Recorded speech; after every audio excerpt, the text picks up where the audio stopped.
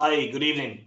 I'm delighted to launch this webinar this evening as Minister of State in the Department of Agriculture, Food and the Marine. This webinar is a central component of Animal Health Awareness Week 2020. The webinar continues the work of this week, which is in helping to safeguard livestock health by raising awareness of important issues.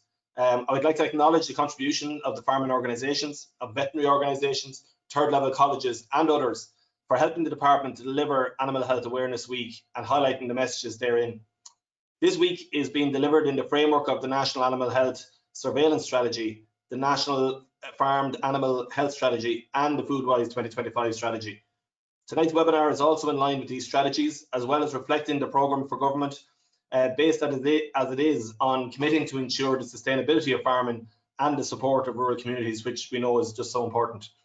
The webinar will engage with cattle health in a way that considers not only how we can limit the level of ill health in animals in our herds, but also the bigger picture.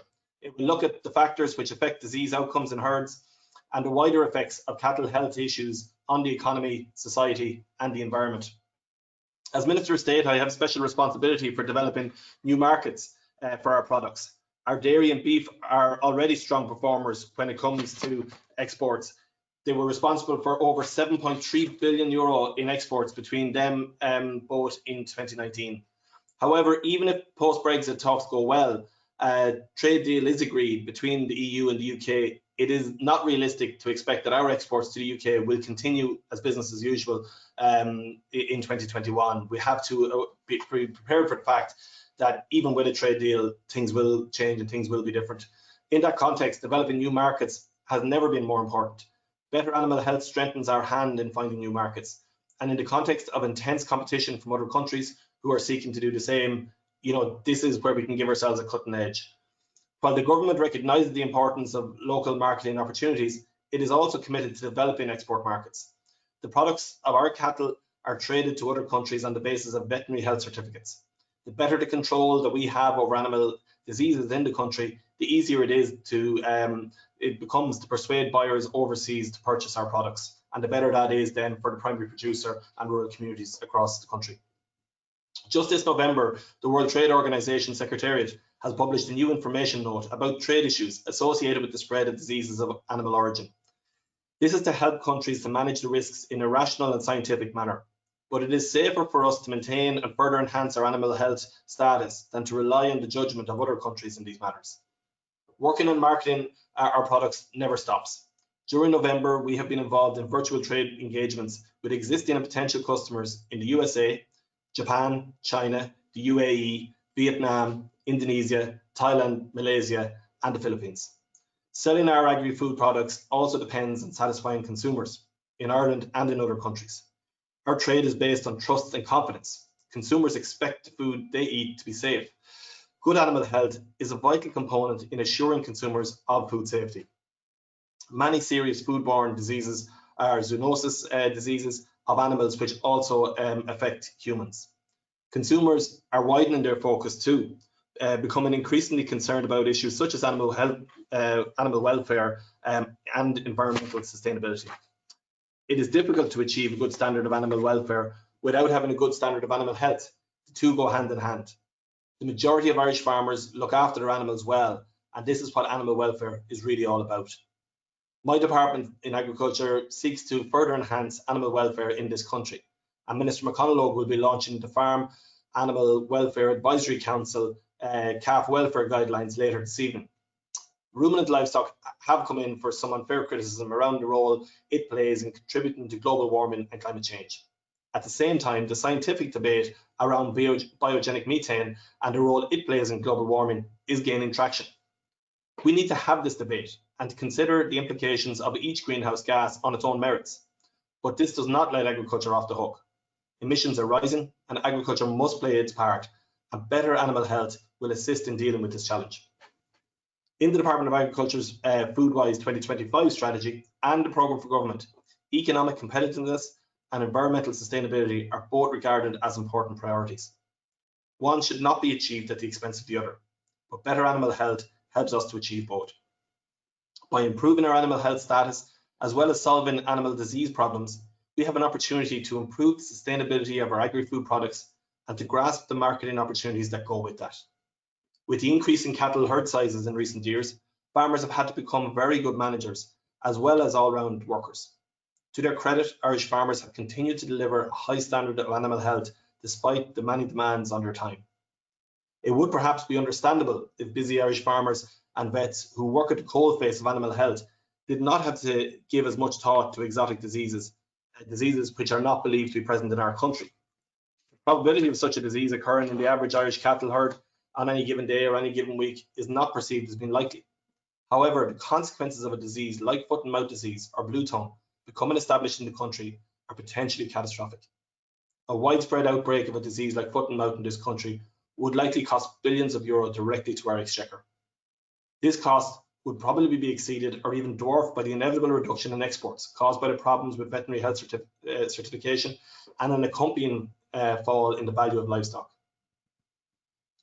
The trauma caused to farmers by the removal of their herds as part of the disease control measures is another cost in this scenario, difficult to quantify financially, but no less real for that. Accordingly, I urge farmers to be vigilant for the occurrence of exotic diseases in their herds and to be ready to report such diseases in cases where they are suspected. I also urge farmers to take steps to reduce the risk of animal disease on their farms. Please take on board the principles set out in the National Farmed Animal Biosecurity Strategy.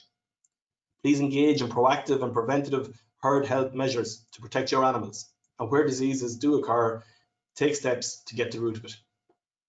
By following this course, farmers can limit the impact of common or endemic diseases on their animals, as well as positioning themselves to detect new or exotic diseases should one of these occur. They will be improving the economic outcomes of their own herds, but also helping to safeguard the herds of all other farmers and the livelihood of many other citizens. These are some of the key messages of this Animal Health Awareness Week, messages I strongly endorse. A particular challenge facing us in the years ahead is that of the antimicrobial resistance, AMR.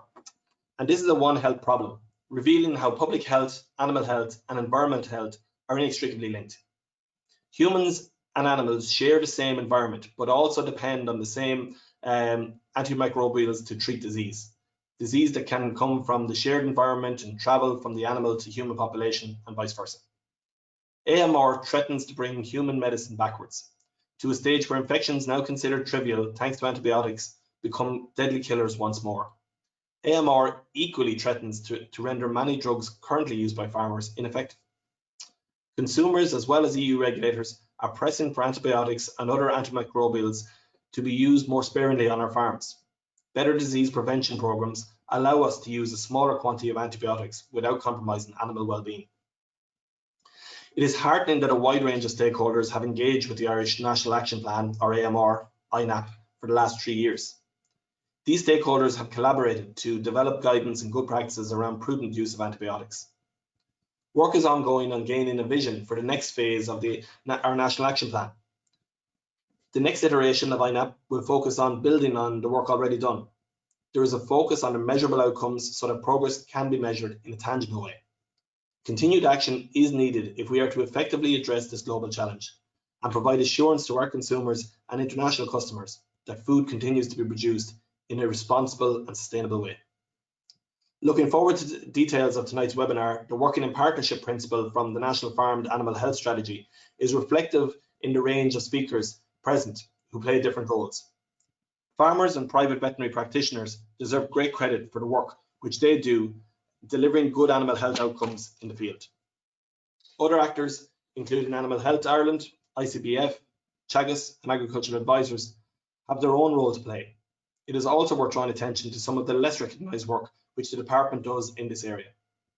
Many of us are already familiar with the department's role in dealing with animal health issues at regional veterinary office level and the food safety role played by the department staff in slaughtering plants. We have a dedicated team of vets and support staff who work full-time with stakeholders on preventing exotic diseases from entering the country. They are also focused on the necessary contingency planning needed in the event that exotic diseases do occur here.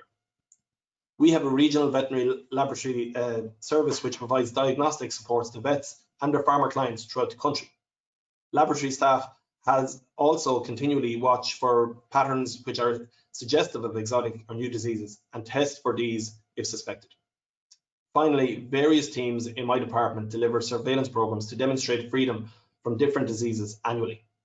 For example, each year we test cull cows sampled and slaughtered in plants to demonstrate freedom from brucellosis, enzootic bovine leukosis, and blue tongue. These 3 diseases feature prominently in the certificates our veterinarians must sign for our products to be exported. The department's role is very different to that played by farmers and vets in the field, but it is the sum of all of our efforts which safeguards the health of our animals and which ensures that the benefits of agriculture to farmers and other citizens across rural Ireland are maximised. We all have a part to play in keeping Ireland's livestock healthy. Let's all play our part. With that in mind, I hope you find tonight's webinar both interesting and useful. I'd now like to hand you over to your host for the evening, Michael Horn. Thank you.